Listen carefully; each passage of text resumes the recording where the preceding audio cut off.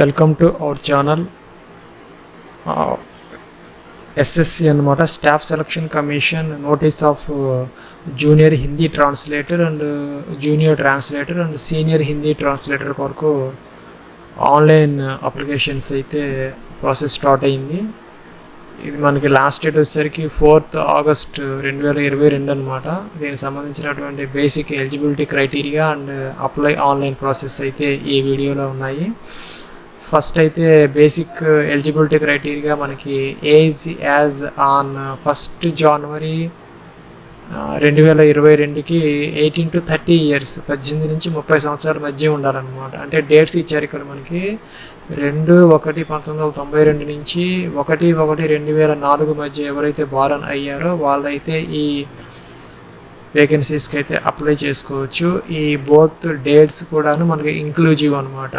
ఇంకా మనకి SC STకి 5 years, OBCకి 3 years అండ్ PWDకి 10 years యాజ్ యూజువల్గా ఏజ్ రిలాక్సేషన్ అయితే అప్లికబుల్ అవుతుంది. ఇంకా ఫీజు వచ్చేసరికి 100 rupees అనమాట జనరల్కి. SC ST female candidates and PWD క్యాండిడేట్స్కి అయితే ఫీజు లేదు.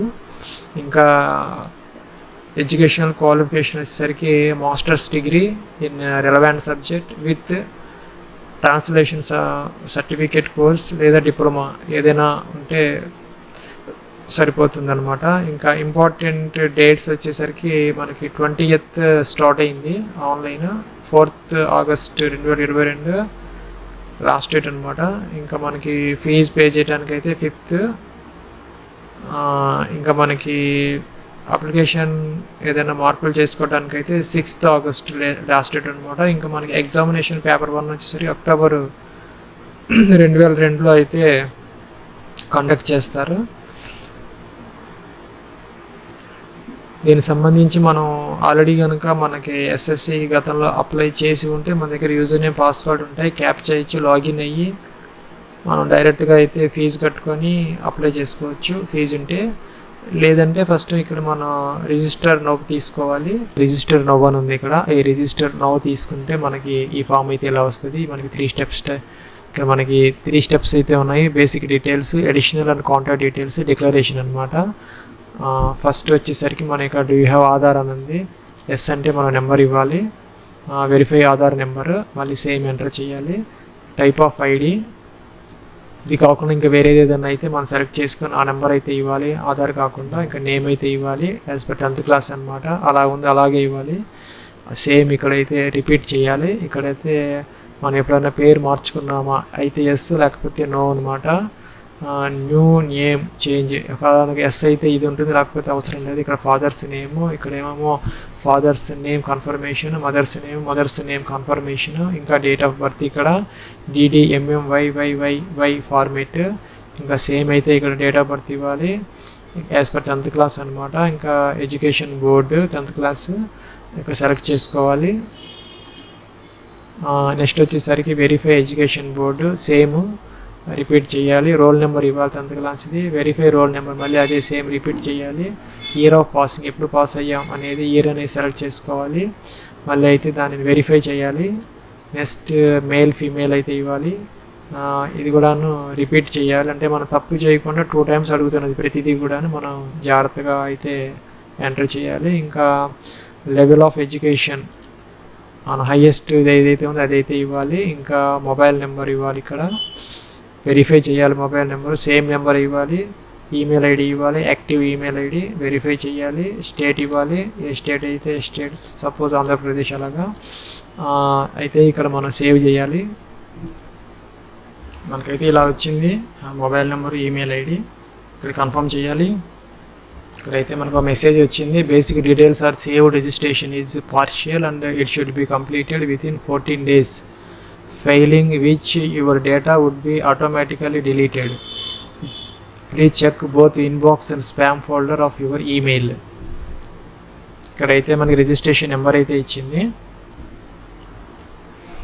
ఈమెయిల్ ఐడికి అయితే పాస్వర్డ్ వచ్చింది. ఇక్కడైతే స్క్రీన్ మీద అయితే యూజర్ నేమ్ వచ్చింది, రిజిస్ట్రేషన్ నెంబరు ఎంటర్ చేశాను, క్యాప్చా ఇచ్చాను. అయితే నేనైతే ఇక్కడ లాగిన్ అవుతున్నాను. అయితే ఇక్కడ మనం పాస్వర్డ్ చేంజ్ చేసుకోమంటుంది, నేనైతే చేంజ్ చేసుకుంటున్నాను. అయితే ఇక్కడ చేంజ్ చేసిన పాస్వర్డ్తో అయితే మళ్ళీ లాగిన్ అవుతున్నాను. నేను యూజర్ నేమ్ పాస్వర్డ్ ఇచ్చాను. ఇవైతే వచ్చింది మనకి. బేసిక్ డీటెయిల్స్ అయితే మనం ఆల్రెడీ ఎంటర్ చేసేసాము. ఎడిట్ అంటే ఎడిట్ చేసుకునే అవకాశం ఉంది. ఒకసారి చెక్ చేసుకోవాలి.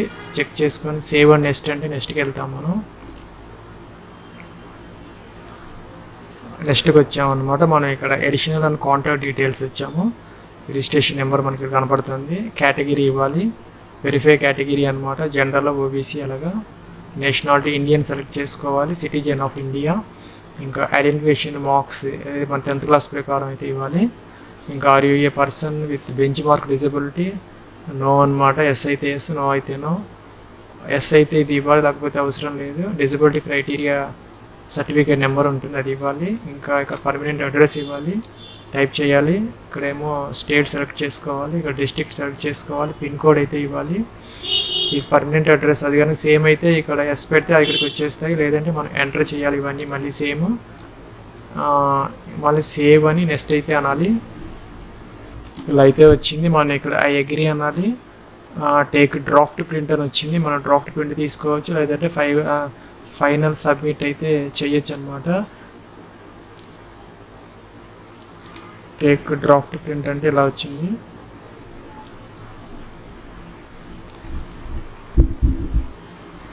ఇలా వచ్చింది. ప్రింట్ తీసుకోవచ్చు, మన పీడిఎఫ్లో ఉన్నది. ఇక్కడ మనకి ఫైనల్ సబ్మిట్ అంటే ఇది అనమాట. ఇక్కడ మనం ఫైనల్ సబ్మిట్ చేసినప్పుడు మనకి ఈమెయిల్కి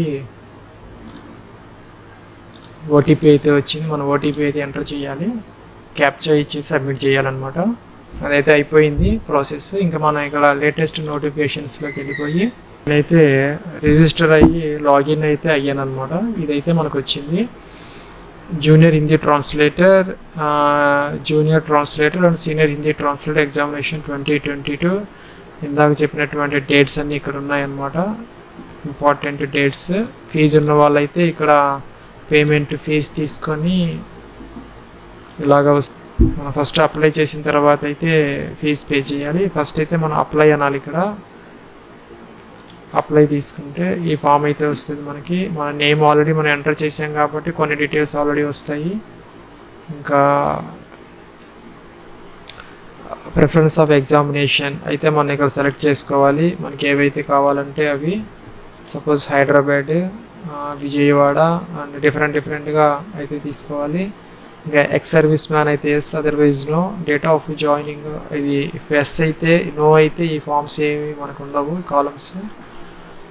X serviceman have already joined civil post of ever benefit, no. అన్నీ అప్లికబుల్ కాదు. ఇంకా స్క్రైబ్ క్యాండిడేట్స్ ఉంటే వాళ్ళు ఎస్ పెట్టుకోవాలి, అది నో అనమాట. ఇది ఎవర్ అరేంజ్మెంట్ ఆఫ్ స్క్రైబ్, ఇవన్నీ అవసరం లేదు, ఇవన్నీ హైలైట్ అవ్వడం లేదు. హైయెస్ట్ ఎడ్యుకేషన్ ఏదైతే ఉందో అదైతే మనం ఇవ్వాలి. Suppose MBA like that. ఇంకా గ్రాడ్యుయేషన్ డీటెయిల్స్ ఇక్కడ ఇవ్వాలి. ఇక్కడ పోస్ట్ గ్రాడ్యుయేషన్ డీటెయిల్స్ ఇక్కడ ఇవ్వాలి. ఇంకా ఇక్కడ ట్రాన్స్లేషన్ కోర్స్ డిప్లొమా ఏదో ఉంది కదా, అవైతే ఇక్కడైతే ఇవ్వాలి, సర్టిఫికేట్ కోర్స్ సంబంధించి. ఇంకా ఎక్స్పీరియన్స్ ట్రాన్స్లేషన్ వర్క్లో ఏమైనా ఉంటే అవైతే ఇక్కడ ఎంటర్ చేయాలి. ఎప్పటి నుంచి ఎంతవరకు, ఏ ఆఫీసులో, ఏ మినిస్ట్రీ కింద ఎలా వర్క్ చేసామో, నేచర్ ఆఫ్ డ్యూటీస్ అవి ఇవ్వాలి. ఇంకా ఎక్కువ ఉంటే కనుక ప్లస్ మార్క్ పెట్టుకుంటే ఇంకా మనకి ఎక్కువ వస్తాయి అన్నమాట. ఇంకా ఇవన్నీ మనకు అప్లికబుల్ కాదు, ఆల్రెడీ మనం ఇచ్చేసాము. ఇక్కడికి వచ్చేసేయాలి. ఇక్కడైతే మనం ఫోటోగ్రాఫ్ సిగ్నేచర్ అప్లోడ్ చేయాలన్నమాట జేపీజీ ఫార్మేట్లో. ఫోటో వచ్చేసరికి 20 to 50 KB, సిగ్నేచర్ వచ్చేసరికి 10 to 20 KBలో అప్లోడ్ చేయాలి. ఇంకా whether the photograph has been taken on or after 20th April 2022 అయితే ఎస్ పెట్టాలి, లేకపోతే నో పెట్టాలన్నమాట. మన ఫోటో 20 April 2022 తర్వాత తీసుకుంటే ఎస్, లేకపోతే కనుక నో. ఇది కొత్తదా పాతదా అనే దానికోసం ఫోటో టిక్ ఆన్ చేయాలి. ఇక్కడైతే క్యాప్చా ఇవ్వాలి. మనం ప్రివ్యూ చూసుకొని అయితే సబ్మిట్ చేయాలన్నమాట. ఫీజు ఉంటే కనుక తర్వాత ఫీజు అయితే మనం పే చేయాలి. ఎస్సీ ఎస్టీ పీడబ్ల్యూడి ఉమెన్ క్యాండిడేట్స్కి అయితే ఫీజు లేదు, దానిని ఇగ్నోర్ చేయొచ్చు అనమాట. ఇక్కడ డీటెయిల్స్ అయితే ఇలా వచ్చిందనమాట. Preview complete application. మరి ఏదన్నా తేడా ఉంటే చూసుకోవాలి. ఇన్ఫర్మేషన్ అయినా రాంగ్ ఉంటే ఎడిట్ అండ్ మాడిఫై అంటే మాడిఫై అవుతుంది, లేదంటే సబ్మిట్ అంటే సబ్మిట్ అయిపోతుంది అనమాట. Are you sure want to అని అడుగుతున్నది. ఓకే చేశాను, ఓకే అన్నాను. ప్రింట్ అయితే తీసుకోవచ్చు, ఓకే అన్నా నేను. ఇంకా ఇక్కడైతే మనం ఫీజు ఉన్న వాళ్ళైతే ఇలాగా ఫీజు అయితే మనం పే చేసుకోవాలన్నమాట.